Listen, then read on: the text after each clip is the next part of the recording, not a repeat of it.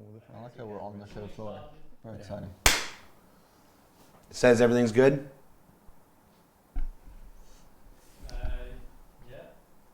You sounded really... Hold on.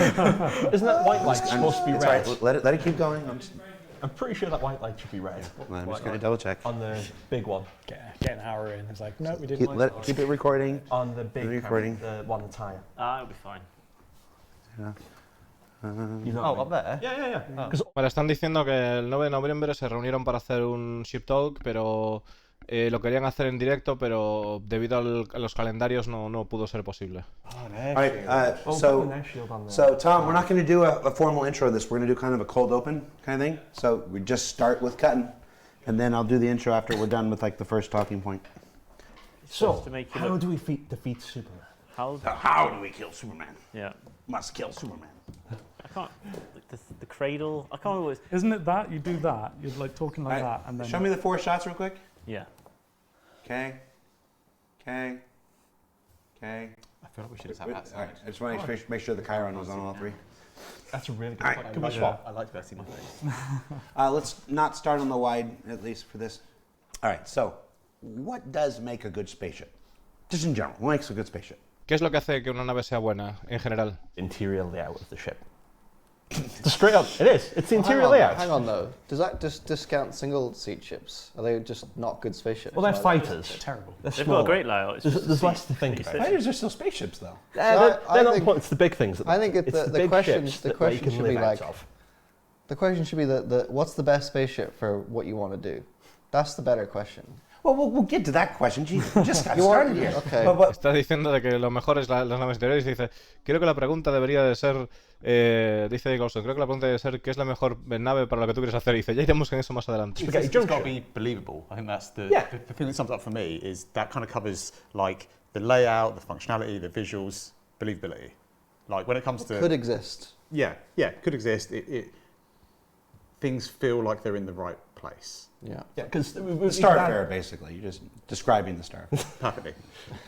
Everyone, I still struggle to find my way around that ship. Like, I'm the one that looks after it, and I still, to this day, cannot get to the crew deck without spending like 5 minutes going around the wrong way. So you're the one to blame. Press no clip. Yeah, there's no clip straight up to it. It's pretty much around the doom most of the time. Yeah. I hate it. I hate trying to get up there. We've got interior layout. What else makes a good spaceship? Gotta look good. Gotta look good. It doesn't have to, like, looking good's relative though, because it's different people's opinion. Like, Subjective. Argo is by far the best looking manufacturer. I love that big, bright That's a orange. hot take. Están diciendo que otra cuestión, dice con tripulación, es que tenga buen aspecto, ¿no? Pero dice que, claro, que el aspecto es algo personal y que para él, por ejemplo, para el de Barbas, ¿no? Dice que para él Argo es el mejor fabricante, que tiene un aspecto increíble. Aparte de eso, comenta que una de las cosas que valoran de las naves es el hecho de que no tengas que tirarte media hora para ir de punta a punta de la nave. I don't mean, can a good-looking spaceship be a bad-looking spaceship? It can be like ugly in a sense, right? Like Nostromo is not a great-looking, It's like brutal. aesthetically... brutal industrial, right? And that, I think that can be iconic. Again, that can look good, right? I think it's led by its function, isn't it? Like if you've got something that is, a big workhorse, an Argo ship, you don't expect it to be like super sleek and organic. Whereas if you've got something that's, a fighter or something that's, like a racing ship or something, you want it to look sleek and feel. Claro, dice que si por ejemplo tienes un caballo de guerra que quieres que... Dice, si tú por ejemplo quieres una nave que sea un caballo de guerra, no quieres que se vea delicado, que se vea tal, quieres que se vea bruto y tal. Pero si por ejemplo tienes un caza, tienes una nave de carrera, sí que quieres que se vea estilizado y demás. Our manufacturers have their identity, and then within that you've got like a subclass of like what the functionality is. Like if we were doing an industrial ship that was made by Origin, you wouldn't expect it to be like an 890 with a laser beam in front of it. Yeah. You'd want it to still feel. But you would 890 with a frickin' laser beam. Frickin' laser beam. I mean, 890 should have sharks. So. But you would immediately want to recognise it as Origin still. Yes. It's fine for it to be industrial, civilian, combat, all having a very obvious direction that the visuals go, but at the same time you still want all of the manufacturers to immediately be recognizable from each other. Right. So internal layout, you got to be able to find your way throughout the ship. You get to where you're going efficiently. It's got to look cool, not necessarily look pretty, but look like stylish, iconic. It's you gotta Claro, están sacando conclusiones de cómo debería ser una nave, ¿no? Del espacio. Entonces están entre todos hablando, pues una de las cosas sería el interior, la funcionalidad, que se vea genial. No tiene por qué ser simplemente que sea bonita, o sea, puede tener una silueta icónica. There's a certain place in my heart for like the 890 where I just like the image of like living this luxury lifestyle. But that's that delivers what it laid out to deliver. Like its sole purpose is to be a luxury ship. It's true. And it performs very well at being a luxury ship. Yeah. So I think, like it kind of goes without saying. Performance means different things in that context, though, right? Well, performance means different things based on what the ship we're talking about is. So, in terms of the 890, its performance, I suppose, is how luxurious it feels. While handles like a boat. It handles like a super yacht because it is a super yacht. Yeah. But what would you say quantifies the 890 as performing? And it's delivering a luxury experience. You're not talking about its combat capabilities when you're talking about performance. Están hablando también de definir el rendimiento de las naves, que si por ejemplo estamos hablando del rendimiento, por ejemplo, el desempeño de una Hammerhead, el desempeño de una Hammerhead se mide en capacidades de combate. Sin embargo, el rendimiento de un 890 al final se define en el lujo, ¿no? El desempeño que da de ese lujo, cómo aprovecha ese lujo. Entonces, al final, el significado de rendimiento, según la nave, va asociado al objetivo que debe de hacer esa nave, que debe complementar esa nave, ¿no? Way out there. Like there's that movie A Knight's Tale. Remember that one with Heath Ledger and everything? Yeah. It's not the best movie ever made, but it's perfect at doing what it set out to do. Like for when you consider all that it's supposed to be in its place, like it is a flawless movie from beginning to end. Shout out to Heath. All right, so welcome everybody. I don't know.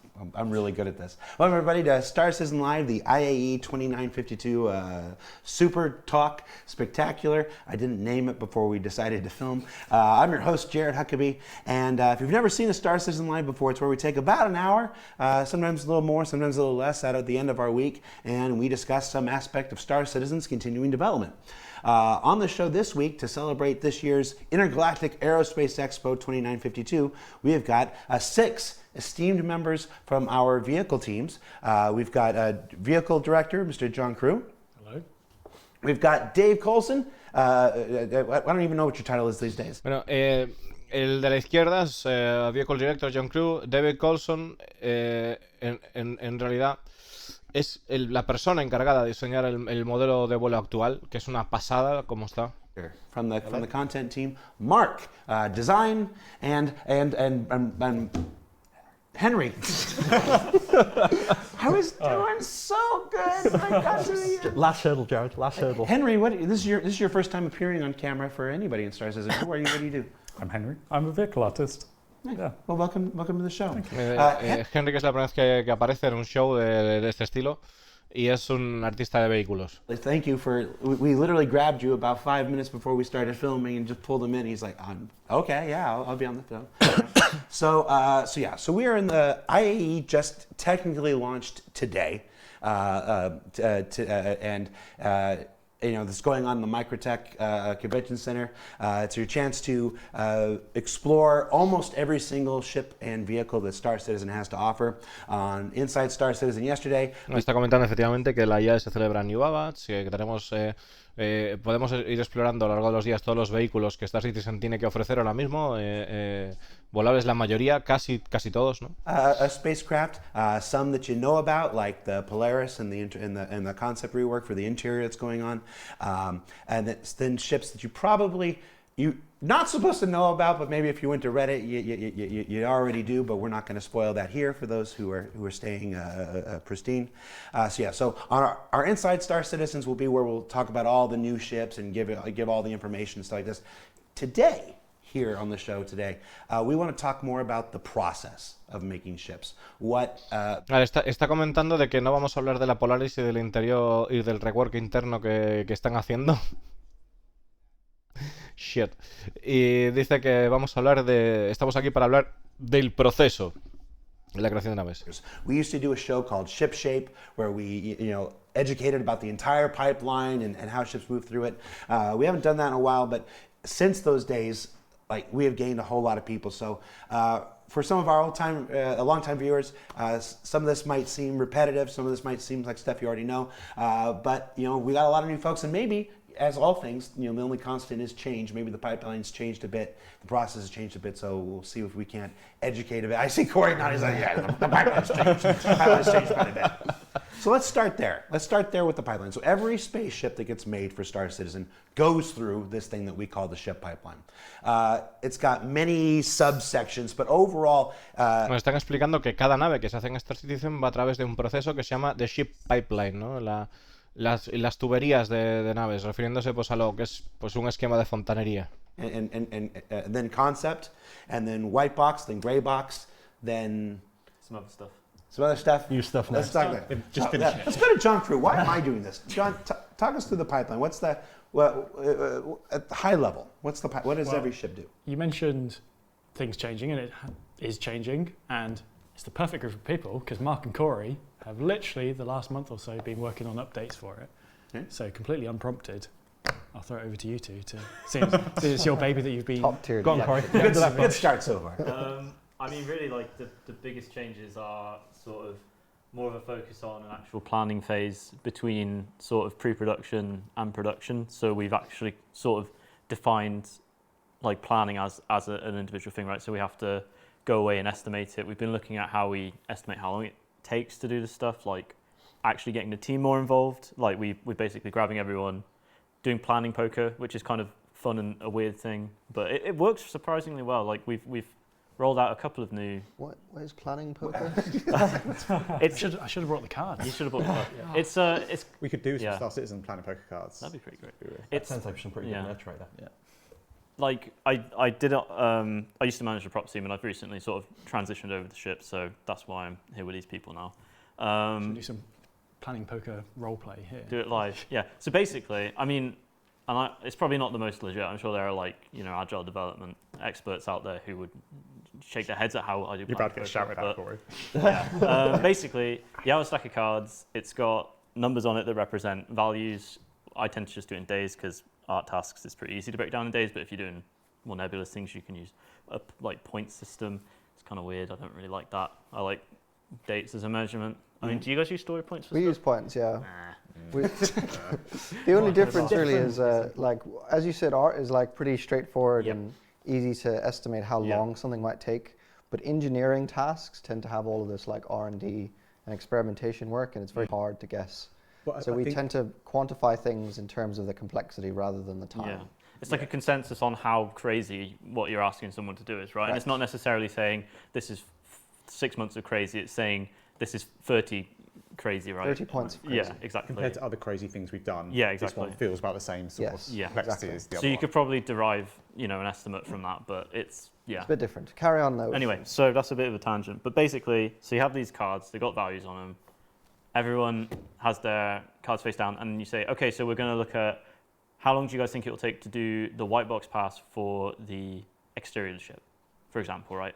And everyone will have a little think, and then they'll get there, they'll select their card, and then, you say whatever, show your cards, everyone presents their card, and you basically look and see if everyone's got a consensus on how long it's going to take, or if there's a massive deviance, and if there is. Están diciendo algo interesante, que para calcular los tiempos de producción de las naves están implementando una nueva forma para saber para poder calcular el tiempo que les va a llevar a hacer una nave.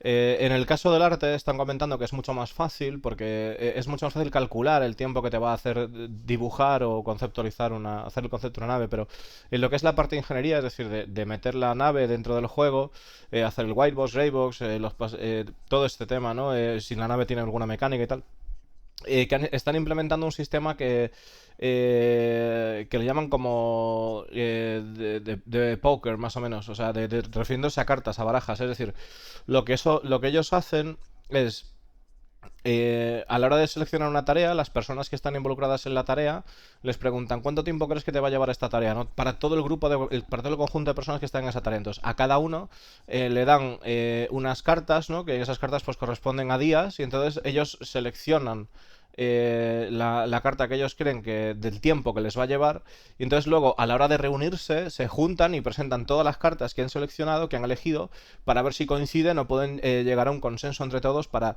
tratar de estimar mejor el tiempo de desarrollo que les puede llevar a hacer pues la tarea de implementar la nave del juego, desarrollarla en el juego. Would say it's roughly going to take this long is a best guess ballpark, but sometimes it's been so long since we've been actively doing some of the things that our estimates have fell short, or new tech's made it more complicated or easier, so we don't have as an accurate idea of it anymore compared to the people who are doing it day in, day out. Mm-hmm. So we've had a couple of ships go through this process now, and the estimates we've got from doing this have been almost to the day correct. And with some of them we underestimated the whole scope and cut back what we were going to do because we knew it wouldn't fit because of the better estimates, and everything got as much attention as it deserved. And we now know we just need to go back and revisit something else later, but we also know how much time that's going to take, so we can plan for it better. Yeah, we can adapt the scope of a project to the time. Claro, están diciendo que con esta forma del poker filter, creo que lo llaman, filtro de póker o algo así. Bueno, con este tema de jugar con las cartas de esta manera, de poner... de poder que cada persona del equipo pueda valorar cuánto le va a llevar su trabajo, consiguen ser mucho más precisos, como mucho con un día de diferencia a la hora de ellos poder plantear un trabajo. Incluso cuando ellos necesitan revisitar una nave porque creen que hay algo pendiente o algo que revisar, incluso son capaces de calcular mejor el tiempo necesario para poder hacer esa clase de tareas. So we have the very high level, like one sentence. I want a space food truck van. We use that as our example for this, and that has to be Drake. And it has to be Drake. Yep. And either I've come up with that, or I've got it from Chris or Todd or Tony or someone like that. I give that to a designer, and they flesh it out into the full brief. That goes back around all the design leads because there's a lot of design teams, and they're all working on slightly different things. They all may have slightly different ideas compared to the designer who did that vehicle brief may not be aware of. No. Say what EEPU is going to be working on in 9 months' time, which may have an effect. So they all have their feedback. We update the brief, goes to Chris for the final sign-off, and then it goes into the concept phase, which is pretty much unchanged from... Nos dice, a la hora de presentar una nave, dice, vamos a poner, dice Contemplación, vamos a ver por caso yo tengo una idea. Bueno, pues yo tengo una idea, yo presento esa nave al diseño de los diferentes equipos, hacemos una reunión con todos los equipos que se supone que van a trabajar en esa nave, se plantea un concepto y luego ese concepto se presenta a Chris esperando por la aprobación de esa nave, y pues luego se sigue adelante si hay el go. The concept pipeline, but I am aware that concept is not just drawing a picture. I know you mock up the like geometry of a ship, the general shape and everything.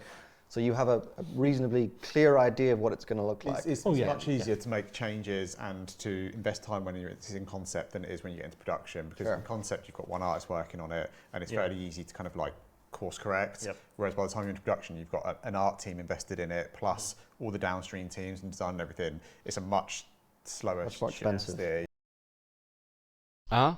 And you've got to worry about performance and actually having it work and stuff. Whereas in concept, it's a visual representation of it, so it doesn't matter if you look at the geometry and it's really jank, because we've got a whole team of production artists to basically convert a concept mesh into something that actually goes in a video game and runs right and works. Good. Está diciendo que a la hora de producir, cuando se hace el concepto, esa parte pues sería más sencilla.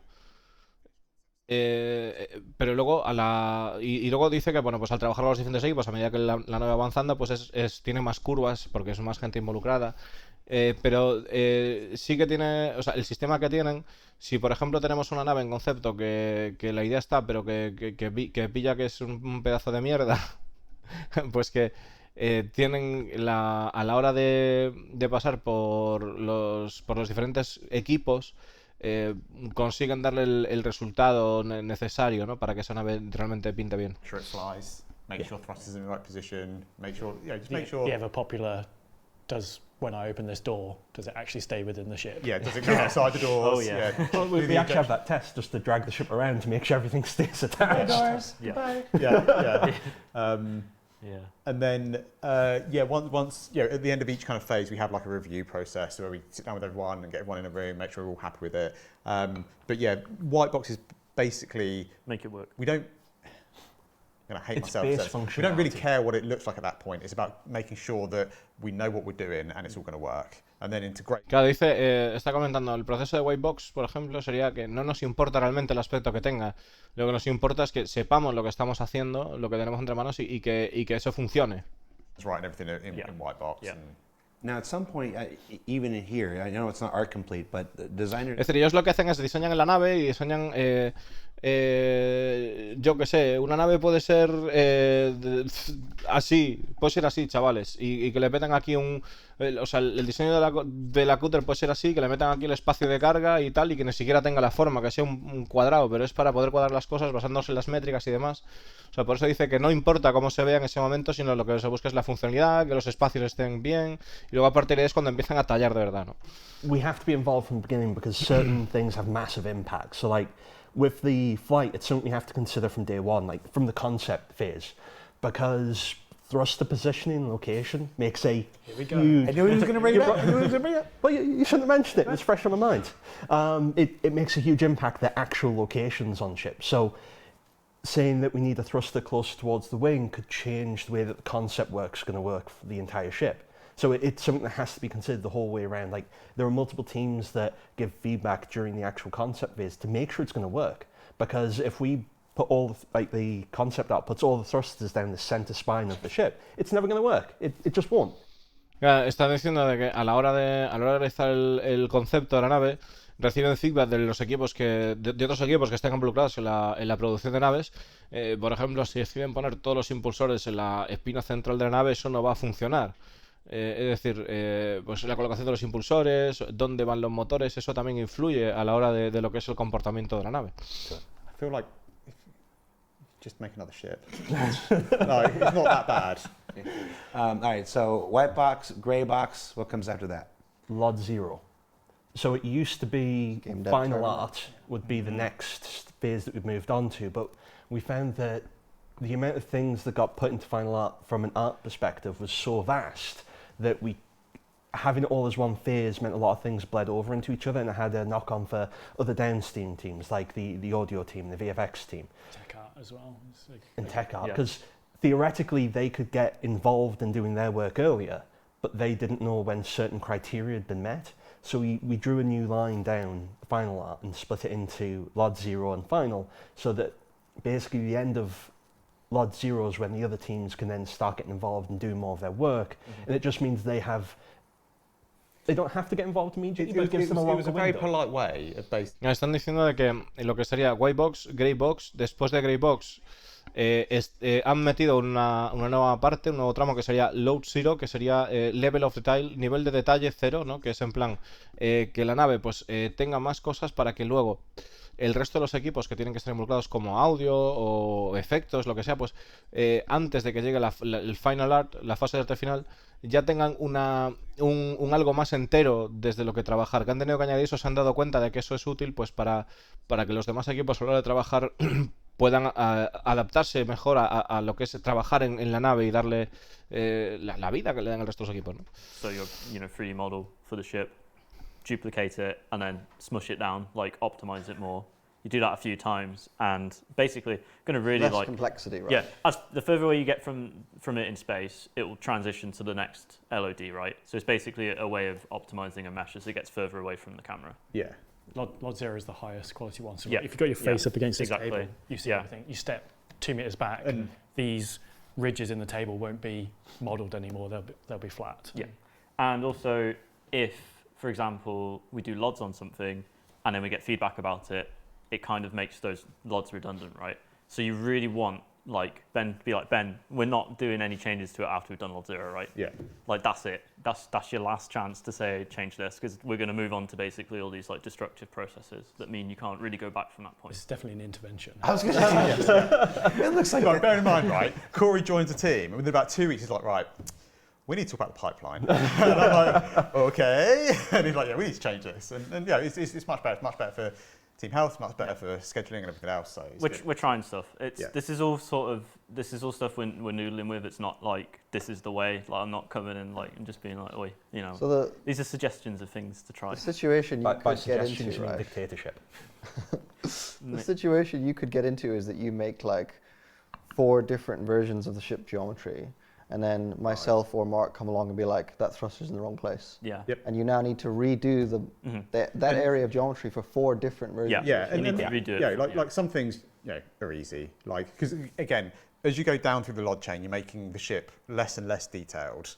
And so, if by the time you get to like Lod 4 and 5, like moving things around a little bit doesn't really matter. Sometimes you play with the scale of them so that you reduce the amount of pop you get as these things kind of change. But the Lods is like, it's the icing on the cake in terms of like where it is in the production pipeline, but it's also like the least fun and the most tedious part of the production take pipeline. this beautiful your looking favorite part? ship and make it look worse. And make it look worse. Claro, están diciendo están hablando de los LODs, los niveles de detalle de la nave, que es cuando nos vamos alejando de la nave y va perdiendo, o de cualquier cosa, ¿no?, que se hagan en los videojuegos, y va perdiendo ese detalle para no sobrecargar la pantalla, porque al final son muchas cosas, ¿no? Entonces están diciendo que esa es la peor parte del trabajo, y además que lo que han arreglado también es en la línea de trabajo es que no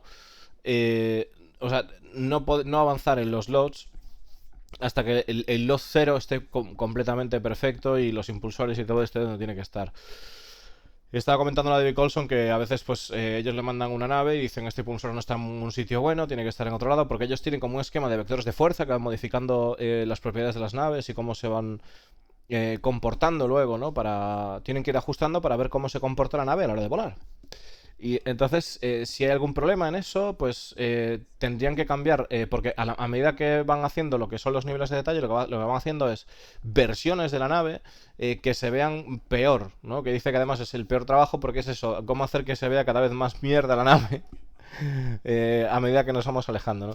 Y dice que claro, que a la hora de hacer algún cambio en la nave importante, pues que eso tendría que cambiarse todo lo que es el tema de los LODs y sería una putada, básicamente. The cutter, yes. No, the other one. No. Well, no. Well, we said it. The one that's going to get blipped. No, that other one gets formally revealed next week. Okay, yeah. Next week. We've done a variant of a ship. Variant, Mark, right? Not variant. It's a variant, isn't it? It's not a. It's a variant. Oh, the new variant. Yeah. Yes. I can't talk about that one. Yeah, don't worry about that. But yeah, so basically, like this is just kind of like things that I learned because I was managing the props team for a while and had an opportunity to sort of push the pipeline forward there, and it's just kind of stuff that I found worked for that team. Trying that kind of stuff out on the vehicle team basically, and seeing what works. I've seen a trend here because I left the props team. You remade the pipeline. Sorry. You then come to the shit. I'm like, hang on a minute. I must have been doing something wrong. No, it's just Corey's following. I'm standing on the shoulders of giants. Yeah. Like And fixing their mistakes. Yeah, fixing it. Yeah. Beating them down with a hammer. So David, you're here as representative of the former vehicle experience, the current vehicle feature team. We live a bit outside of this content pipeline. I was going to say, where do you come in and out of this pipeline here? We actually are largely independent of the pipeline because shows. Well, there's a few. Like the first reason is that we tend to try our best to not have to do code work for every single ship, just because there's loads of ships and it would be unfeasible to do so. So we sort of live adjacent to the pipeline, doing things to support it every so often. So that could be making tools to help designers, or a new piece of tech that you can integrate to the ship to make the doors open differently. I don't know, something like that, right? And so we interact with they break for us. Exactly. we interact with the pipeline in the sense that we're trying to support it functioning, right? Most recently, for example, we made this tool that shows the designers why certain thrusters are being used in a certain way, which was received pretty positively, so that was good. So for example, the way the flight system works is it'll like take the positioning of the thrusters that the artists have done, and it'll try and automatically put them into groups to use them for certain things. So when you like fly left, it has a list of thrusters where it's like, oh, I need to fire these thrusters when you go left. And that process is automatic, and the designers very often found that the thrusters were in odd groups and they didn't know why.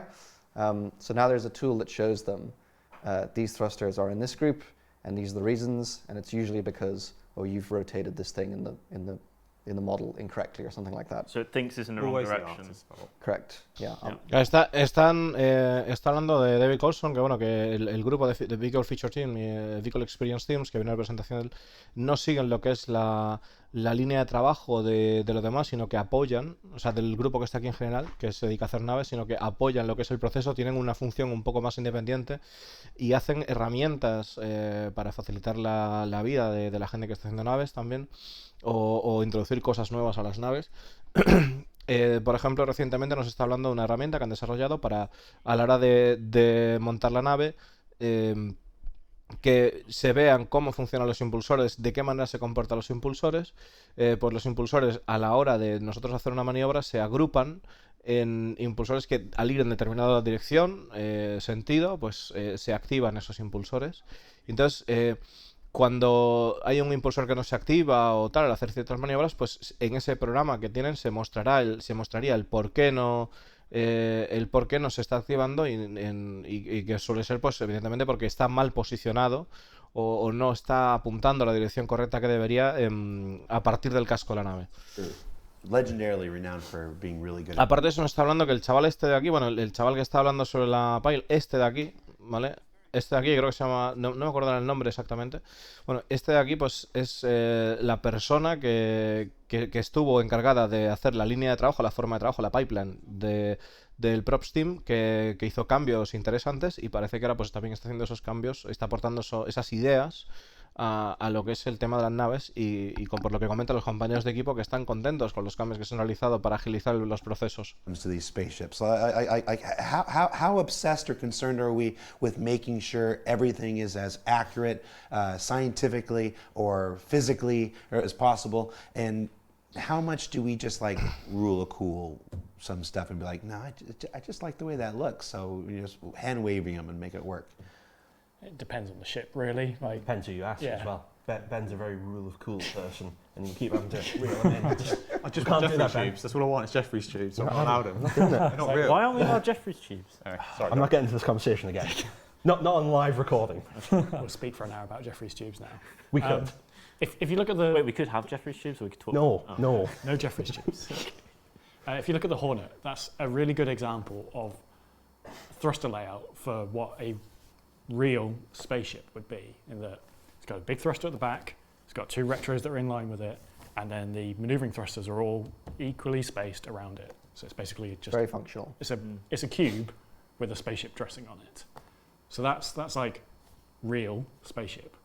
But if we want every spaceship to be like that, that's sort of the perfect layout, which means every ship's thruster layout has to be like that, just on a scale, which means the Gladius here is good. I don't know, this one, hopefully everyone knows what a Gladius looks like. Those thrusters aren't in line like they are on the Hornet, they're spread out because of the shape of the wings. So technically that's less perfect, less real, but it looks, in my opinion, cooler than a Hornet. And it's like that on every ship. We always try and make sure... Están hablando un poco de lo que es a la hora de hacer una nave, os pensáis en lo que es creíble o lo que sería físicamente posible, científicamente posible, cuán parte de eso es de la regla de que pinta genial y aunque no funcione, aunque no sea tan creíble, pues le vamos a meter ahí, ¿no? Igual. Entonces, está poniendo el ejemplo del caso de la Hornet, que el caso de la Hornet pues sería una nave que tiene un thruster principal y 4 de maniobra alrededor, y que pues eso estaría bien y sería perfecto. Y luego hay una nave como por ejemplo la Gladius, que sigue más la regla de rule of cool, ¿no? La regla de lo genial, porque los impulsores no están puestos de esa manera, tiene otra forma por lo que es la forma de las alas y demás, pero dice que en su opinión el Gladius tiene mejor aspecto, que lo está mirando ahí con ojitos, tiene mejor aspecto que la Hornet. Front and the back of the ship, the system will ignore the imbalance. But you do kind of need to be sensible, because there is a point where you can do something kind of dumb and it won't fly. I think like it's very good at mirroring real life in that way anyway, because like I would think, you know, with our advancements in technology as a race, like we could probably come up with the perfect automobile, right? We could probably come up with the car that is the most efficient, can drive the first, whatever. But if you look at cars on the road, like most of them are different. And you know, I think there's always a point in real life where life for variety. Yeah, a decision has been made to be like, okay, like we could do it like that, but this way just feels better. This way's nicer. We as a collective we prefer it like this, and you know, our systems allow us to kind of have that freedom as well, pretty much. I want to also give shout out to the realism with regard to the way ships animate and move. A lot of, like you mentioned earlier, the way doors move and animate is, all of it is not faked. It all, there's just like physical space to how everything moves, which is really cool. Yeah. Which is nothing disappears into. Yeah, well, what you were mentioning earlier, which is, you know, like you start white boxing and, you know, you're kind of walking through the ship and it's like, oh yeah, done the doors and everything. And you're like, cool, just put it in like the outside camera and open the doors. It's like, oh, okay, all right, because we stickler for that. Yeah, making sure everything fits. We can hide stuff, like if we wanted to. We just don't draw it when it goes into the wall, but we want to make sure, like, want to sell it. Yeah, we want to sell it. Claro, al final está diciendo de que, pues, a la hora de hacer naves, por ejemplo, que están hablando del tema de las puertas, que ellos, cosas como es el tema de la regla de los géneros, tal, que sí, que en general pues tienen llegan a un consenso a la hora de tender a que pinte mejor de lo que sea creíble, más o menos. O sea, tienen como un balance entre ellos, ¿no? De que dicen, bueno, pues aunque eso no funcione del todo, pues quizás podemos hacer eso. Incluso dice David Colson que mediante los impulsores o la colocación de los impulsores se podrían contrarrestar lo que son las asimetrías o las formas extrañas de las naves hasta cierto punto, porque si se van de las manos luego la nave pues llegaría a un punto en que no volaría.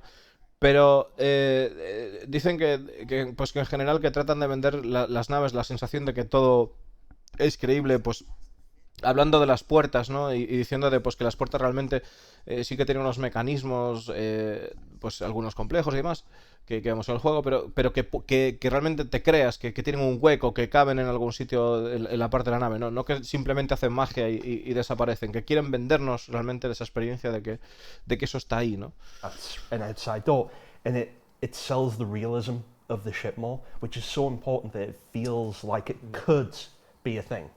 Yeah, I will tell a story without naming any names, but literally it was my second week here back in 2015, and I'm watching somebody work on a ship, and I won't say the ship because it'll reveal, but they needed to put a door in. They put a door in, and the door stuck out from the exterior of the ship and the neck, and I looked at him and I was just, you know, brand new, and I watched him go. He goes, oh. And then he just grabbed the door and he rescaled the door down, and moved on. And I was like, I know I'm new here, but that doesn't seem like that's going to be a viable solution down the road. And it did become a problem years later when it came time to actually build that ship. So yeah, it's a unique challenge for concept artists, even some of the great concept artists that come from these other. We have a tremendous array of concept artists who have worked on this game. But yeah,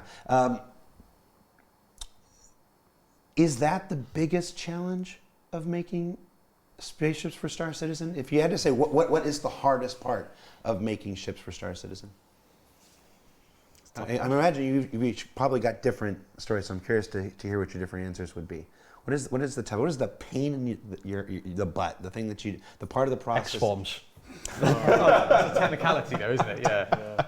Tell us what that is. Yeah. What are X-forms? I don't know, you tell me, you guys keep giving us them. Basically, on an animated piece of geometry, every bone has like a position stored on it, and if you haven't oriented it correctly, that position is kind of stored in the file, and it can like skew things. So like you might have a helper pointing the wrong way. So when something attaches to it, it's in the wrong orientation, or it might offset when it goes to its LODs, so something just flies out into space when it goes into the LODs, stuff like that, basically. And it stacks on exactly. nested objects, so you can have them all, like, if you have a big corridor section that's made of like 50 child objects, and there's an X-form issue on somewhere, it'll kind of compound everything beneath that. Just like if it transforms it like 1 meter off for the first child, then the next one's like 2 meters off, 3 meters, and so you just get this weird cascading event horizon, and it looks fine in the max file. When you hit export, it goes in engine. It's very bad. It's like, oh. But you can't just look at the entity and go, oh, well, this is the parent of it all, so that's what's wrong, because the entire thing breaks. So you've got to painstakingly go through bit by bit to potentially fix them all, because there's no way to see if it actually fixed it in max, because it doesn't show in max. I think the biggest challenge is, sort of, for me at least, is just the sort of the scope of a ship as a whole, right? It's so many different moving parts, so many different bits and bobs, right? It's complicated. Yeah, it's just they're just very complicated, and because of their complexity, you have to be very attentive, and you have to make sure that you don't miss any details, right? And it's very easy to break stuff sometimes, and then it's a case of everyone getting their heads together and being like, okay, why is this broken? And you need, someone from design look at it and be like, and then someone else will look at it and they'll be like, I mean, that's a pretty good impression, I have to admit. I was listening to Mark Gibson right there. And I think it's just, you'd have to track down what the issue is. It's basically they're very complicated. I'd say that's it. I got an answer that is sort of unique probably to the programmer's experience of these ships, right? Is some of the ships, most of the ships probably, I don't come directly through my hands, because the tools that we've made for the design and art teams work, and the ship is created and they're having their time and it's all good. It's all fine. From my perspective, it's all good. And then there are some ships that have special, unique functionality. And these are the ones that come through my plate, because the artist designers will come to me and be like, this thing that we want to do with the ship does not work because there's no tech to do it, or the tech doesn't support this. And those are the ships that are difficult to deal with. The turret starts on top and then it rotates around to the bottom. The Scorpius is an example of this. Another one is the Hull A. Vehicle feature team were in the kickoff. That's true. No objections were raised. They were just like, yeah, fine, no problem. The animating. Claro, están diciendo en general que lo que es las naves en sí, que es lo más difícil de hacer una nave. Dice, la nave en sí pues es complicada, ¿no? Porque tienen muchas partes a las que hay que estar pendiente, muchas cosas a las que hay que estar pendiente, pequeños detalles. Y si alguien se equivoca, y si algo no está bien atado, puede provocar problemas, y luego pues hay que preguntar a los diferentes equipos, y muchas veces vas a preguntar al equipo de diseño y te dicen no tengo ni idea, tal, en plan que hay que ir buscando el problema, hay que ir desmenuzando la nave, ¿no? Para ver dónde están los problemas, ¿no? En el caso de Bill Colson dice que en su caso, para la mayoría de las veces, lo que es el diseño de las naves está todo bien, está todo genial, se tiene una herramienta y tal, y todo funciona bien, pero dice que normalmente lo que se encuentra en su plato son naves que tienen cosas diferentes, como por ejemplo una Jula, una Scorpius, que las herramientas que ellos han diseñado no están preparadas para apoyar esas naves, que no hacen lo que quieren, y es donde se tienen que romper la cabeza, y que dice que esas partes de naves son difíciles, ¿no? Because of the size of the team and the global nature of it, I manage a lot of people, so anyone that's done management of more than 20 people knows the pain of just keeping everything a well-oiled machine. And I think vehicle pillar-wise, if we include vehicle feature, the artists and designers in the US, tech artists, and the VFX and audio, it knocks on for 80 to 90 people, trying to get everyone all working together on, could be 6 or 7 vehicles simultaneously in various stages, just getting that all harmoniously working and being able to tell the people at the top, yep, 12 months from now, this is what's going to come out there, and hit those dates. And that's sort of where the planning poker has helped a lot. In the previous version was just we give the t-shirt sizes of small, medium, large, extra large, and we just book those in, and the teams would always do their best to hit those dates. Sometimes they slipped, sometimes they were ahead, but yeah, just that management side of it. Está comentando John Crew que a la hora de hacer la nave, que estamos hablando de que son entre 80 y 90 personas haciendo las naves, que se suelen estar trabajando ahora mismo de 6 a 7, parece que han cambiado, y que eso tienes que entregarlo pues en un periodo, digamos, de 12 meses, ¿no? Por ejemplo, entonces, que dice que realmente la forma de trabajar nueva, que realmente ha ayudado bastante, porque antes, pues, ellos se ponían a hacer una nave y los calificaban por pequeño, medio y grande, ¿no? Y a la hora de hacer la nave, pues a veces llevaba menos, a veces llevaba más, que era muy poco, muy impreciso la forma de hacer el tiempo, y que desde luego que con aparte de lo que es el hacer que todo el mundo trabaje coordinado es complicado. El hecho de la nueva línea de trabajo, la nueva forma de trabajar, la nueva pipeline que he incorporado, pues que realmente ayuda muchísimo a mejorar las cosas, ¿no? Ese engranaje complicado que es el crear naves con 80-90 personas. Henry, incluyendo arte, vehicle team, vehicle feature team, o sea, un montón de equipos que están metidos en esto, ¿no? I think making everything work, just putting it all together at the end. Seeing it come together. Yeah, that's the some of its dream. parts. Exactly. Yeah, it is exciting when it's I a thing that works. Yeah, like seeing It works. Yes. We've got to work as when send it out. Done. we need the equivalent of like smashing the champagne bottle against the side of the ship. Like, Yeah, it's a big red release button. Yeah. Need to I like think mouse. one of my favourite bits is when we get to the point where we hand the ship over to other people to deal with. And like, I get how that sounds, right? I get how it sounds. But what I mean is we hand it over to the marketing team. Yeah, we hand it over to the marketing team, and like you've spent like the last 6 months staring at this ship, and you've lived through the frustrations of all the annoyances that you've had to deal with to get it to where it is, and then you hand it over to the marketing team, and they go away and they do their thing, and they come back like 3 weeks later, they're like, oh yeah, can you just approve these shots for me? And you open it up and you're like, cool, click. Ooh. Oh, I like that, and click. Oh, I like that, and you've had a bit of time to kind of step away from it. You come back to it and you look at it, and actually being like proud of what the team's delivered is super rewarding. And like I say, Están diciendo que una vez llevan trabajando, por ejemplo, 6 meses en una nave y se lo entregan al equipo de marketing, y de repente el equipo de marketing pues entrega unas imágenes y tal, y dice, a ver qué te parece esto, tal. Y entonces que ese momento de ver esas imágenes hechos por el equipo de marketing de la nave realizada, que es algo de lo que realmente se siente orgulloso, ¿no? De lo que es un momento de recompensa muy grande para todo el equipo. Dice que es una de sus partes favoritas de hacer esto, ¿no? Yeah. Después de pasar por todo el dolor, todas las frustraciones que conlleva hacer algunas naves. And you get these beautiful screenshots that have been made, or B-roll, or trailers, or whatever it is, and you're like, yeah, do you know what? I can have a whiskey tonight, and I can feel proud that we did good. And I think that's the rewarding part for me. Similar, like when the backers first get their hands on them, when they first get to spawn it at the ASOP terminal, run over to the ship, and you just start seeing it all over Spectrum, all over Reddit, all over Twitch, where people have started to play with them and use them, and how excited and happy they are to actually get the ship that they've been waiting for and use it. It's fantastic seeing them actually get their hands on it. I think mine is similar, seeing the reception to it, especially at live events. So the last CitizenCon we did in Manchester, where we were sat in the dark in the sofa at the front of the stage whilst the Carrick trailer came on, and the noise and like the physical, everyone was clapping, pounding their feet, and you could feel it in your chest.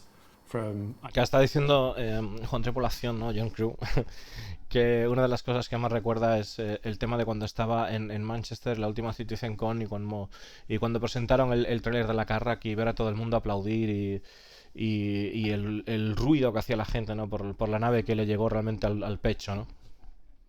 Fantastic. I was terrified, for the record, because that was my ship and I was absolutely bricking it, but it was amazing to see. So we've talked a lot about pipeline and process and stuff, and I'm sure that for the folks who've got to make the summary videos, the recap videos, they're like, there's no actual new information in this show. It's like they've turned an hour into 40 seconds. Let's talk a little bit about what's actually in the pipeline right now. So. Para aquellos personas que estén haciendo creadores de contenido que dicen no hay información sobre esta de naves, vamos a ver ¿qué es lo que ahora mismo está en producción? We say we're working on this, and then we want to do this next, and we want to do that next. But then some priority changes, or some tech takes longer to come online, and we thought we were going to do this next, but then the underlying tech isn't ready, so we can't do that next. There's staff departures, people move in and out through the industry or whatever, and we thought we were going to do that next, but now with the people that we have, it's more appropriate that we do this instead of that. Let's talk about what's in the pipeline right now. Not any of the secret stuff, the stuff that's unannounced, but as far as the stuff that the community already knows about, what is currently actively in development? I'm going to look at John very carefully. Get the beeper ready. Yeah, because I need to make, if I get the red eyes, I know I've done something wrong. It's just the whole thing is just... Yeah. Do this or that. So we'll start with, you kind of led into it quite well there, the merchantman. That's like the big elephant in the room for me. I didn't say anything. No, but it's mentioned the big expectation. That's clearly on your mind. It is on my mind. It's a very, very beautiful elephant, but it is very large. I think that's the one that,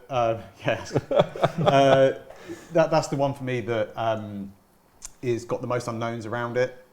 We're still kind of actively working on it due to basically people chasing new adventures and just in slight priority changes. We've kind of got a skeleton team that are currently working on the exterior.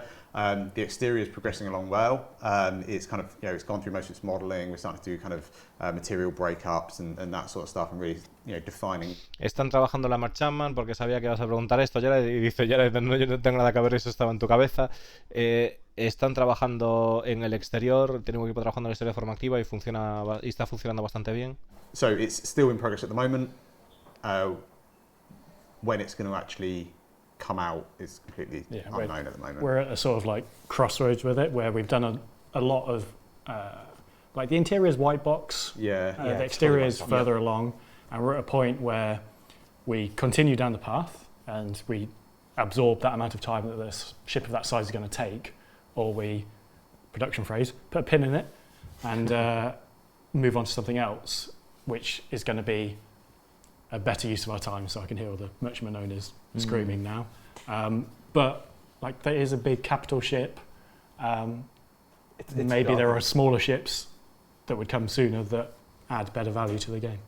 It's got to be one of the most complicated ones, right? Yeah, it's the size of the 890, capitals, and it's for being a brand new ship, the art direction style is so much. Bueno, está ya más que confirmado, dice es una gran nave capital, que es una nave capital, ya lo sabíamos, pero vamos, está diciendo Junta de es una gran nave capital y estamos en un punto en el que el exterior está más avanzado que el interior y estamos en un punto de pensar si le vamos a poner una chincheta, de pausar el interior. Dice, sé que los dueños de una Merchantman van a llorar, pero tenemos que pensar si vamos a hacer eso y hacer más naves pequeñas o seguir dedicándole el tiempo a seguir construyendo el interior y sin pausar, ¿no? So much every character it always the entire thing. It needs that time and that, I have that expectation. Like I say about managing expectations, we could make it all modular. It wouldn't be what we want. Wouldn't be as cool. Yeah. And so there's a fine balance. And with every ship we try and reuse stuff and we try and take the most sensible approach to it. But the Merchantman has very little to pull from. But anyway, Merchantman done, right? Wait, no, not Merchantman done. Sorry, right. Talking about the Merchantman is done. Sorry, Jared. Yeah. Sorry, comments, people. Talk about the Merchantman. Let's move on. Okay, so other end of the scale, we've kind of just wrapped up I'm allowed to talk about this one. Yes. We've just wrapped up the cutter and we've just wrapped up the course. Oh, that's fine. I thought you were going to say the Corsair. So those kind of resources have freed back up. In terms of the people that are on the Corsair, they're moving on to doing some gold standard work on some squadron ships that will eventually lead to that work coming into the PU at a later date. And then we've got the other people that were working on the cutter. They've moved on to working onto the Spirit. So, the Spirit is in early white box. We're tackling. Están trabajando el equipo está trabajando en la cutter, luego ha dicho y el tipo lo ha mirado con cara de asesino, o sea, algo hay de Drake, yo creo, y dice la Corsair. Luego dijo que está trabajando también en la Spirit, ahora mismo el equipo. Now we have. Okay. So yeah, we have to work out the middle section, being the skip raft. Yeah. Yep. Yeah, the secret bit. Yeah, the secret. Is that correct? So yeah, there's a few technical and visual hurdles we need to tackle with that. So we're working through that at the moment. We're working on the links. Thank you. The links, that's also in white box again, early days. Están trabajando también en el Links, que es el rover de lujo que va a la Constellation Phoenix. At the moment, and although it's based on the Ursa kind of like chassis, I think the only real bit that's being reused is probably the cockpit. Even that will get some love. But yeah, there's like visually, it's going to feel as part of the same family, but will be a different vehicle altogether. We've got the SRV, which is going super good. It's kind of final trucking along for Argo. It's going through final art. I'd say about 2/3 of the exterior is final art complete in terms of modelling and material. Están hablando de que el Argo SRV, la nave remolcadora está. The cockpit, the kind of like engineering section are both kind of progressing through. Tanto el exterior está prácticamente finalizado, los materiales al menos, y dice que el cockpit del interior está progresando bien. The Vulture's got to be pretty much done. Vulture, so Vulture is pretty much ready to go. We're just really waiting on the salvage feature to be kind of completely ready for it. It has meant we've had to go back and make some adjustments to the interior, but they're like minor things, nothing major. So that's going good. The whole C is kind of with tech art. It's kind of we're mostly art complete on it, but we need tech art to go in and do their kind of pass to get it all like the hull A, get it all moving, and once that's done. En el caso de la Vulture está prácticamente finalizada. Están esperando al tema de la chatarra que venga y la Hull C. Because the whole C, like the Vulture with salvage, there are knock-ons that affect ships that aren't necessarily exclusively ship related. Yeah. Like the salvage gameplay is done by a gameplay team, and then gets kind of integrated into the ship. With the Hull C, its big external kind of thing is the economy. Yeah. And basically it's like you can't just dump it out there and then without all this other work being done. Está diciendo que la Hull C, que está prácticamente finalizada, que queda por revisar el equipo de técnico de vehículos por el tema de que se extienda bien. El tema de la nave a la hora de soltarla también tiene que ver con el tema de la economía del juego. Tiene que haber un sistema económico que apoye la jugabilidad de esa nave. Entonces, en que se refiere que algunas naves, aunque puedan estar listas y tal, que tienen que esperar a que efectivamente haya una economía que le dé sentido al uso. En el caso de la Hull C, pues es muchísima carga, claro. The ship could be ready, and in the past we'd have just released it without the gameplay, staff error. But now we try and not do that, but then it's the case of, well, hey, this ship's disappeared off the roadmap now, it must be done, so it's coming in the next patch, and it's like, Gameplay's not ready. And things like the whole C, that requires it's like it's Hull A on steroids, isn't it? Basically, because that rear section, my table, isn't it? Yeah, that rear section has you can walk around it, which you couldn't do on the Hull A, and that causes a whole lot of headaches. Yeah, lifts in moving. Anyway, giant one physics screen that separates and becomes two physics screens. And three. Right. Like the collar, the pipe. Yeah, we want that to. I have quite high expectations for that, and so that unfortunately requires some additional work from the different teams to get that looking right and feeling right. Okay, and then we've got like talking of salvage. That's one of those things that is somebody else's baby and feature, has a massive impact on all of our ships. So the team have been kind of Henry's been kind of like spearheading some of this stuff, has been working exceptionally hard in looking at all of our current ships that are in game. All of their damage and underlying damage messages were created for a damage feature that was worked on many years ago, and now we're like, well, that works for salvage, but some of it works great, some of it didn't. And so we're going through, and for me, I love supporting new features. For us to kind of take all of the damage meshes and the UV2s on ships and everything and do them to a gold standard is years of work. Yeah. And I don't want to be the person that's holding back a feature that can be really good fun for the sake of me being like, you can kind of see through that bit, and then you kind of see through this bit. Yeah. So we're going in, getting all the ships ready, getting all the UV2s updated. We're improving damage as we can and go through. Están haciendo un pase por todas las naves para prepararlas para el sistema chatarra, para mejorar lo que es el sistema de daños, que el sistema de daños anterior no tiene que funcionar tan bien, pero ahora quieren que eso funcione bien para todas las naves y están trabajando en eso, ¿no? Al final la chatarra pues es algo que afecta a todos los vehículos. Impacts our pipelines and it's tech debt basically, and I mean that's a natural part of being in a project that's creating new features, right? Is the ships we made several years ago, they're not necessarily going to be fully compatible with these new features we drop. Yeah. So, that is tech debt. And that's sort of a part of development, right? And basically we just had to triage the ships and be like, these ones are... That happens with every game. It's just not every game happens to be running a live environment right in the middle of this development. So it's not seen when it happens at every other game. We're just kind of like, here it is. Usually you have to pay off the tech debt before the game comes out. Yeah, exactly. Usually. And there's good kinds of tech debt and then there's kinds of tech debt that you can avoid, right? But I mean, things like salvage, like, we want the damage to look good anyway, so it's a pass that... Yeah, the salvage work that necessitated all this was built off the damage system which we introduced with the Gladius. So I don't know, 2015, 2016. And that system hasn't really changed since then. And it looked good for damage, like when you're shooting another ship with a spaceship 100 meters away and you see the burn and the glow and everything come on. And when we looked at salvage, it was like, we've got a system, it works. Yeah. But then when you pressed your face up against it, scraping it with a thing, it's like, actually, this technically works. Yeah.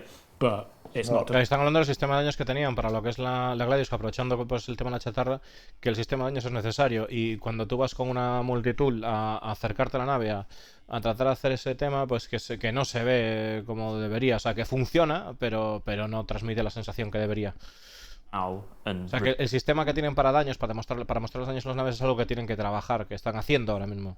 That'll work, but it's not all going to be perfect for Tier 0 salvage with hull scraping, but it will all work, as a feature, and it will look better. I was going to say, I know it'll look. You heard it here, Corey Bamford. It'll all work. For the most part. If it doesn't work, you can send your letters to Corey Bamford. Okay, the ship damage will. For the most part. Hold on. Yeah. Ship damage? You mean the visual damage? I keep having to crack this. The visual damage. The visual damage will all mostly work. Mostly work. And the shaders had a bit of love.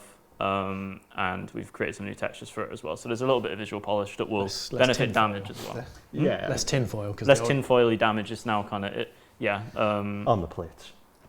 Yeah, Dan's done a great job on the team of kind of, we've got issues that were ship specific, which means we have to touch every ship, and then we've got improvements we can make that are like ship wide, and the new shaders and the texture improvements and stuff that we've done kind of like affects all ships in one go. So that's a nice, good, win. It's like I say, there is going to be cases where you salvage part of a ship and you might see a bit poking through, and it's like, well, it's still fun. It's still fun. Yeah. We did our best. Yeah.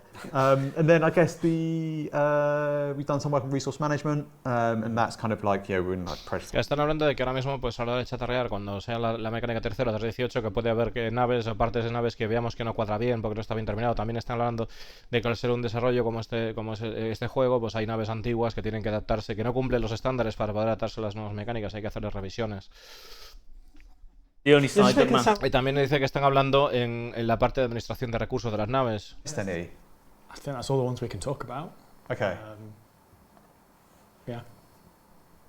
And of course, the ones that we can't talk about, you'll learn more about next week on ISC and towards the end of the year and into early next year. There's some cool stuff. We're just about out of time at this point. We've talked a lot about spaceships, the process of making spaceships, what we like about it, what we don't like about it, stuff like this. Why? We'll go back to what's normally the first question here. It's an existential question. I want to ask you guys. Are we talking about spaceship stuff? I want you guys to talk personally. You're not as representatives of CIG or your teams, but as you personally. Why do you make spaceships? This game, there's a lot. Pregunta personal de por qué hacéis naves. Está diciendo una nave que esto lo quiero mirar bien porque no la quiero cagar, pero ha dicho que va a salir algo, una nave sorpresa, no sé qué historias. Vamos a ver qué nos dice. Luego lo revisamos. La pregunta que está haciendo ahora es ¿por qué hacer naves? For me personally, they're all so complex. Every single one feels like it's a puzzle that needs to be solved, and solving that puzzle for me is really satisfying. Put bluntly. So full of shit. Oh, thanks. No, that's a good answer. It's why I like doing the layouts of ships so much. Does it make sense to put a corridor there? Why does it not make sense to put Jeffrey's tube in anything? Why does this ship need a rework? We're going to talk about Jeffrey's tube. Entire episode about it. For me, it started a very long time ago at my former job at a former company, and I was sat there one day and a colleague reached out to me and was like, I'm working on this project with someone I can't talk about, and he's trying to put a 1 kilometre long spaceship in our engine with a full interior. And I was like, that's impossible. There's no way that could work. And he's like, well, here you go, here it is. And I was like, oh, it is possible. Cool, this seems like a fun thing. And then some months passed, and then I ended up here. Only 1 kilometre.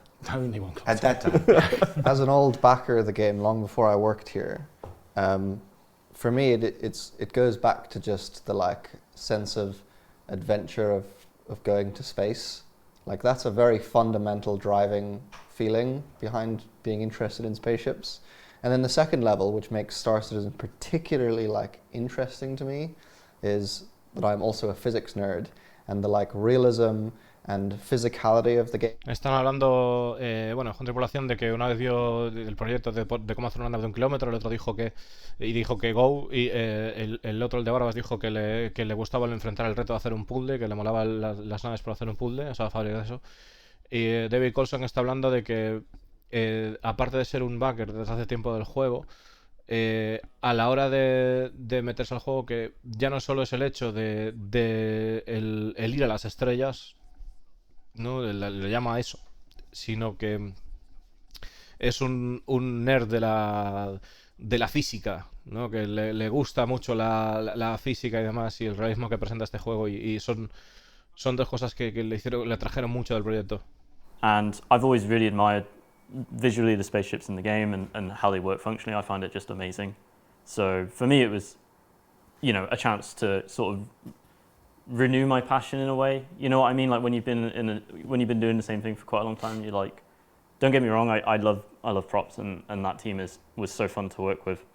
But I think starting something new again, it kind of está comentando de que a la hora de estar trabajando en el props team, que el trabajar en naves le dio la oportunidad de refrescar su pasión por el proyecto. Dice, no lo entendamos mal, dice, no me entendáis mal, sí que me gustaba trabajar allí, pero que lo que es la aventura de empezar algo nuevo que le gusta, y el reto de aparte de que se ven genial las naves, el reto de participar en el desarrollo de las naves, pues le sedujo la idea. I think it's a personal opinion. Environment team's waiting outside. Ian, he's on the 8th floor. You find him upstairs. I think for me, I grew up, watching Red Dwarf on VHS over and over, and then watching Star Trek and Star Wars, and I think like you say, that sense of adventure is a big draw for the project. Like when I first kind of saw what Star Citizen was, I was making racing games and that side of things, and the vehicle art was inspiring as one thing, but I think I am not lucky enough that I think I will make it into space. So this is as kind of close as I can get. Like my kids, they might, if they're lucky. Claro, es que al final es lo que comentábamos un día, ¿no? De que muchas de las personas que jugamos a este juego, pues lo hacemos porque es lo más cercano que vamos a estar a la experiencia de poder vivir el espacio. Y él está diciendo lo mismo. Él está diciendo de que el por qué le atrajo el proyecto, por qué le atrajo al Star Citizen. Él estaba trabajando en juegos de carreras, juegos de rallies, y cuando vio la oportunidad de acercarse a esto, quizás sus hijos puedan ir al espacio, él no lo cree. Y entonces vio la oportunidad de poder acercarse a esto, ¿no? So I'm like, De acercarse a esa posible experiencia de viajar a las estrellas. in cars and racing games to actual real life spaceships. Apart from You shouldn't have corrected her. do. Just The let amount her- of- They are real life spaceships. The amount of people that contact me on LinkedIn thinking that I am actually Come work at making SpaceX. real vehicles. Oh, the amount of emails I get from LinkedIn, people saying, "Hey, you should make." He goes, "Would you like help making marketing videos for your product?" And I'm like, "What do you think I do?" All right. So last question here. We always ask this at these things. If you could add one spaceship to Star Citizen, that spaceship that we haven't yet added yet, that you want personally for the game. Let's get put figures. Yeah, I was gonna say, this is your chance to pitch John Crew right now on camera. What would it be? Corey, we'll start with you. Oh, why'd you start with me? I haven't decided yet. Just imagine a countdown clock going down. Si pudieras añadir una nave a Star Citizen, ¿cuál sería? Why were you doing this to me? You're psyching me out now. Oh. Because I didn't get to jump down your throat like I did Mark, so this is Yeah, fair enough. I guess is it spaceship or vehicle? spaceship or vehicle.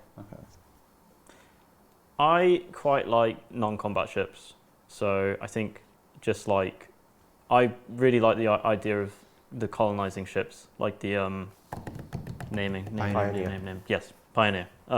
Something like that I think would be pretty sweet. Okay. How about you, Mark?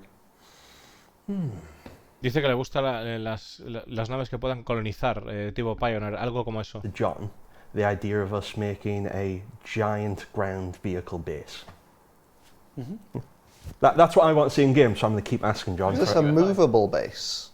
Yeah, a giant ground vehicle moving base. Quiere hacer un vehículo gigante. Un vehículo gigante como un tanque gigante que tenga 3 pisos y que sea una base móvil enorme, que es lo que le gustaría meter al juego. One came out recently that was the Rolling City thing. Mortal Machines. Mortal Machines, like Mortal Machine style giant That's cool. base. That's what I want. It's cooler than mine, I think. Yeah. Like an outpost on wheels. Yeah. Okay. How about you, Dave? So I don't know how the artists might enjoy working on a ship like this. However, I love the idea that exists in some sci-fi worlds of organic ships that are organic creatures and move in weird, strange ways, and are animated very fluidly and like smoothly. The sense of like wonder and, you know, strange newness from that is just appeals to me, and I'd like to. Le gustaría ver una nave que estuviese viva, una nave orgánica, que tuviese movimiento, que fuera... The living organic ship, like the Cobra Law, you know, from an old G.I. Joe movie. The like original that. movie, the good one. Yeah. Ben, what you got? Ship or something. I think I had 2 or only 1. all right. No. Okay, one. You're special. All right. So 2. I'd like to do like a traditional space rocket, just because I think it would just be cool, right? Like proper circles on the side of it, big thrusters, takes off vertically, be cool. But I've never seen space sweepers and like their junker ships. Like for me, that's what our universe is missing. The ability to like it's not a manufacturer, and I've been harking on about how important manufacturer identities are and everything. It's not a manufacturer. It is people that do live in the kind of like the Duct deep tape remote together. areas. Yeah. Like you do get a duct tape and Scrappy challenge style. Scrappy challenge style, you know it. And I think like a ship that people have passed down through generations has been coupled together with whatever they can find, and it might seem... Le gustaría ver una nave que fuese hecha aparte de piezas o de que fuese pasado de una nave de otras, que no fuese de un fabricante concreto, sino que fuese hecho a partir de chatarra. It has a personality of itself. That's cool. How about you, Henry? Wallace and Gromit ship. What does that even mean? What do you mean? You sat quietly for an hour just waiting. The second I came in, it was like, Wallace and Gromit. Oh, you mean like the classic? Yeah, okay. Yeah. I'm on the same page. The one from Wallace and Gromit. Yeah, okay. I'm sure if you ask Spaceman, he can draw you a concept for it. Is this like the kind of ship that a 7-year-old would draw if you're like Yeah. draw a line? It's a the strong Web shape. sheets. Yeah. Yeah. Yeah. Yeah, definitely a Harry It's a ship. bold Yeah, design. Harry ship. Yeah, man. Design. I'm sold. Yeah. Oh, Jared, what about you? Oh, me? Oh no. Yeah. One that's not on the backlog. Or No. jalopy. John already knows this. It's I want the thing that I want is I want the old space jalopy. I want a ship that isn't sold.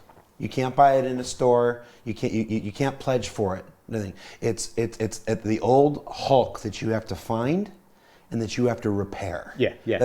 Basically, you have to go on a 28-point mission, through 13 different planets and locations, and find the parts and basically reassemble this thing. And what you've got is not the fastest and not the most capable or anything. It's an old 200, 300-year-old spaceship.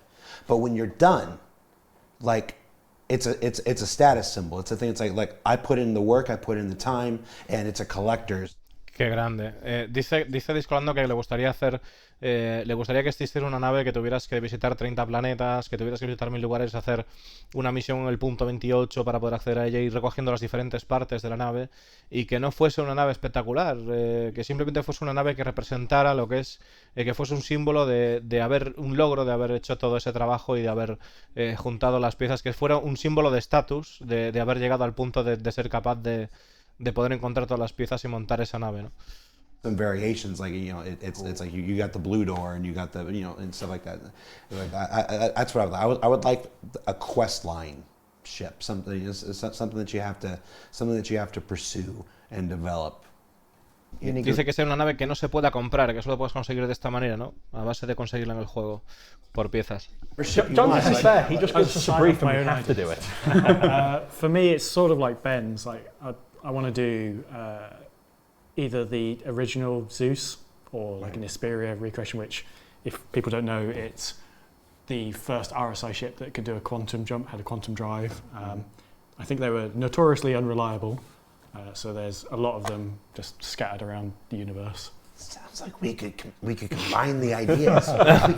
Está diciendo con tripulación que le gustaría hacer la Zeus, que es la primera nave que fue capaz de hacer Quantum, y está diciendo pues que puede estar por ahí esparcida y tal, y dices cuando podemos combinar las ideas, podemos hacer que la Zeus sea la nave que tal, que hay que montar y todo. Yeah, that's my point. Panel at a time. Al final ya veréis cómo sale algo de esto. Scanning, everything. There's a bit at the bottom of every cave. Some parts have to be manufactured. They don't make them anymore, so you have to go through manufacturing gameplay in order to. Claro, dice, algunas partes las tendrás que fabricar, no se pueden comprar, tendrás que ir a un fabricante a que las haga. It can be a thing that ties everything else together. Well, so that's brief, John. Let's go. Right, get that one started. And that's about it. Thank you for hanging out with us for the time being. Star Citizen Live, the IAE 2952 all ship spectacular. I don't remember what name I came up with at the beginning. I should start this stuff earlier. Remember, if you haven't check out Inside Star Citizen yesterday, where we revealed the Drake Cutter, the newest starter ship. And the first from Drake Interplanetary, sponsors of this year's Intergalactic Aerospace Expo, which should be going on right about now, or if it hasn't launched yet, it probably launched by the time the show is over, whatnot.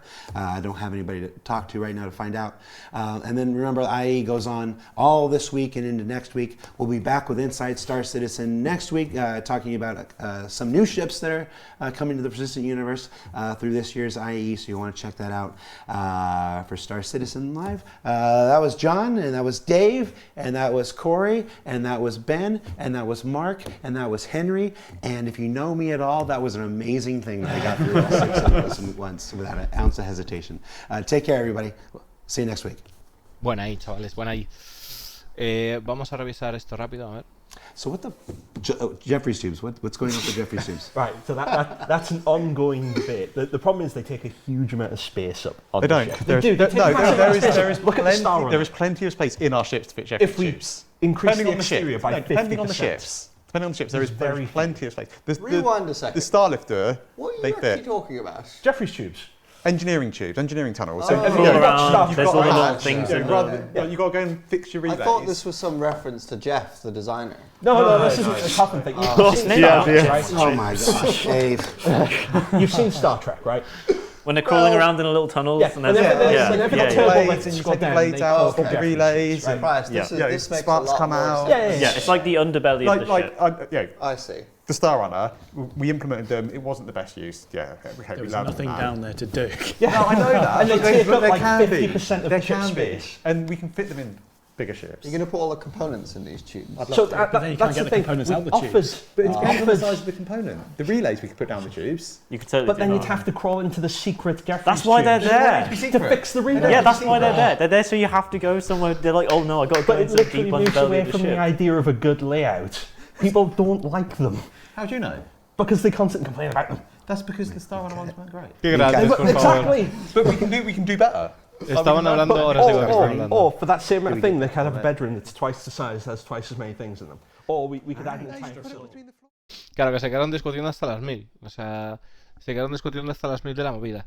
Lo que están diciendo ahí al final es el hecho de que los Jeffries tubes para aquellas personas que hayáis visto Star Trek, es cuando se meten en los túneles de mantenimiento, ¿vale? Esos túneles de tal son los Jeffries tubes, los tubos de Jeffrey.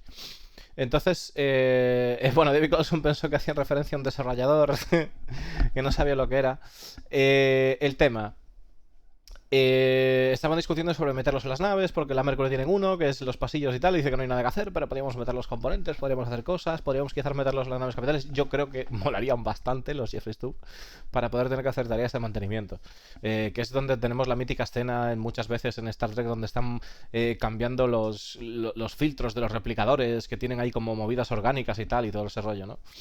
Que son componentes vivos. Más de alguna vez hemos visto en episodios de Star Trek esa movida. Aparte de esto, voy a revisar un momentito porque he dicho una cosa que me quiero asegurar. Porque tiene que estar aquí. Vamos a ver. You can't pledge for it. Nothing. It's down through generations has been cobbled together with whatever they can find, and it might traditional space. Name. Yes, Pioneer. If you could add one. I know people that contact me on LinkedIn thinking that. I think I do. Yeah. All right. So last question here. I'm working at SpaceX. I make video games. I do not go from making cars and racing spaceships.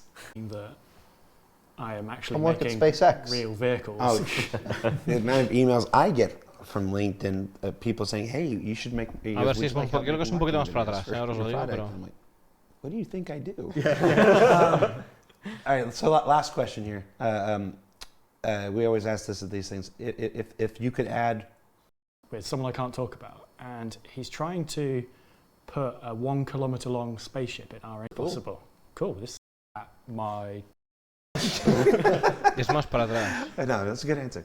It's why I like doing the layouts of ships so much. It's like I had a very long time ago. Más para atrás. We'll go back to what's normally the first question here. It's an existential question. I want to ask you guys. We talk about spaceships still? I want you guys to talk personally. You're not towards the end of the year. Aquí está. Yeah.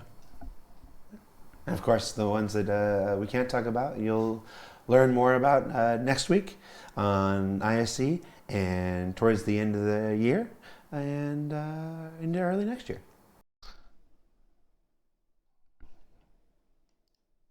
A ver. And of course, the ones that we can't talk about, you'll learn more about next week on ISC and towards the end of the year and into early next year. There's some cool stuff. Vale, sí, nada, se refiere a la nave de RSI, a la nave de la Piscis, ¿no? A la Piscis médica. No era nada. Bueno, chavales, pues aquí está el mandangón y me va